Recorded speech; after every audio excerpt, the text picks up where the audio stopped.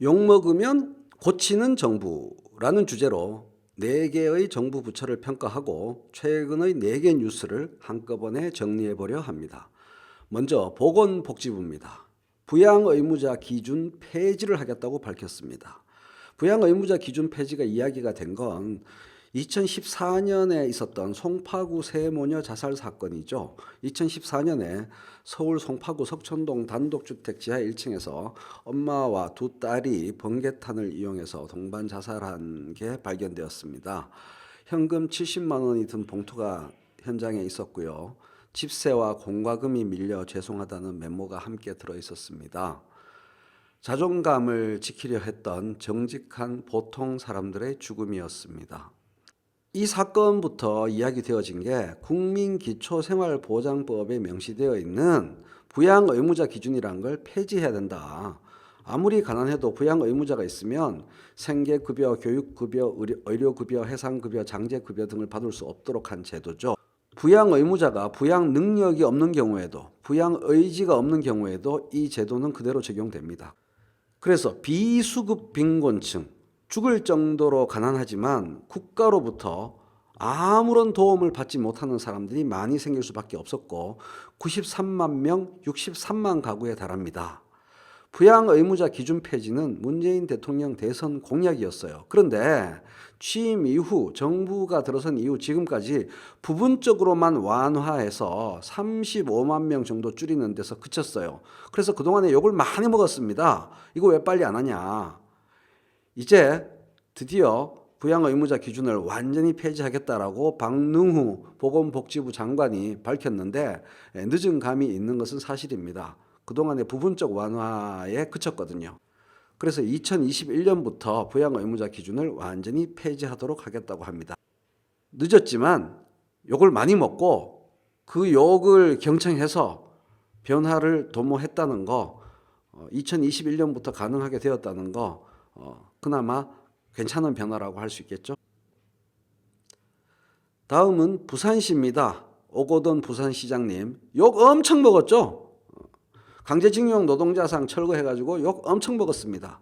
그런데 시민단체와 만나서 서로 양보해서 합의문을 발표해서 노동자상 위치 결정을 백인 원탁회의가 하기로 하고 그 결정에 따르기로, 그리고 부산시 의회 의장도 중재를 잘했다고 합니다. 다행스러운 일이죠. 세 번째는 환경부입니다. 어마어마한 환경오염 측정 비리 밝혀냈습니다. 검찰에 넘겼습니다. 카톡 대화를 보시겠는데요. 파란색은 오염물질 측정 대행업체의 톡이고 오염물질 배출업체의 말은 회색으로 표시했습니다. 확인된 시설은 메일로 보내드렸습니다. 네, 감사합니다. 메일로 보내주신 날짜와 농도로 만들어 보내드리면 되나요? 이런 XX들 정말 메일 사항 확인하시고 접속 매뉴얼 메일로 보냈습니다. 확인하셔서 그대로 가입하시면 됩니다. 감사합니다. 확인해 보겠습니다. 머시기 차장님, 탄화수소 성적서 발행은 50언더로 다 맞춰주세요. 차장님, 관련 성적서 메일로 부탁드립니다. 이렇게 고객 주문에 딱딱 맞춰서 오염물질 조작을 하는 환경오염물질 측정 대행업체의 만행입니다. 이게 다 적발됐어요. 광주 전남 지역 대기 오염물질 측정 대행업체 4개, 측정 의뢰한 배출 사업장 6개 적발해냈습니다. 황산화물 등의 오염물질 배출 농도를 조작하거나 허위 성적서를 발행했습니다.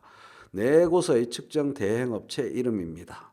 그리고 이들과 공모한 배출 사업장 6군데의 이름입니다. 우리 눈에 띄는 것은 특히 LG화학과 한화케미칼 대기업이죠. 수천 건의 이러한 조작이 있었습니다.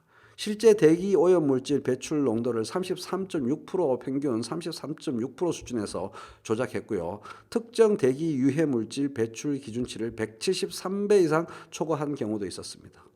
환경부는 이런 거 지금까지 단속 안 하고 뭐 했냐, 업계가 이러도록 가만히 놔두지 않았냐, 이제 와서 뭔 소리냐라고 삐딱하게 볼 수도 있지만 어쨌든 적발해냈고 무인 항공기 드론을 이용해서 또 이동 측정 차량을 활용해서 실시간으로 감시 단속하는 방안을 추진한다고 합니다. 지금 김포 쪽인가 경기도 쪽인가 한 2군데, 3군데 하고 있는 것을 전국으로 확대하겠다는 거죠.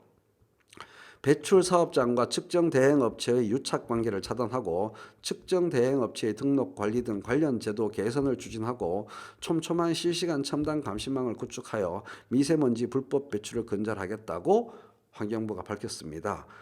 그렇게 잘 하도록 해야겠죠. 그런데 이런 적발을 해낸 게 어디입니까? 비록 늦었지만 지금까지 이런 식으로 측정 대행 업체와 측정 요청 업체 간의 결탁과 비리가 있도록 민간의 미세먼지 및 오염물질 배출 문제를 측정을 민간의 자율에 맡겨둔 것에서 비롯된 것인데 정부가 할 일을 안 해서 그런 건데 그거가 문제가 분명히 드러나는 대형 사건을 조사해서 수사해서 적발하고 발표하고 그걸 보완할 방법을 또 발표하고 양호한 모습이 아닐까 합니다.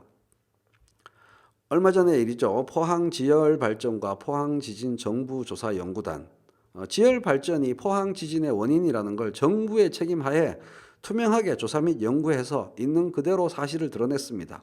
결국 그 뒷수습 책임을 떠안게 되는 것은 현 정부인데 말이죠.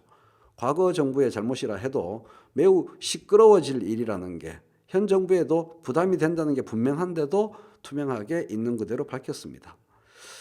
제 생각은 그렇습니다. 욕먹으면 고치는 정부라는 건 굉장히 중요하다고 생각합니다. 완전한 정부, 완벽한 정부 같은 것은 세상에 없습니다. 미국 소식, 영국 소식, 유럽 소식, 다른 아시아 나라들 소식, 세계 어느 나라를 봐도 완벽한 정부는 없습니다. 원래 정부라는 것은 욕먹는 게 일입니다. 중요한 것은 민주주의가 살아있다는 거, 정부의 귀가 열려있다는 거, 욕을 먹으면 고치는 정부를 갖고 있다는 거, 이게 중요한 것 같습니다. 이 일을 잘하는 것도 중요하지만 국민에게 귀를 열어놓고 솔직하게 밝힐 건 밝히고 유연하게 고칠 건 고치고 욕먹는 거에 신경 쓰고 그것 또한 매우 중요하다고 생각합니다.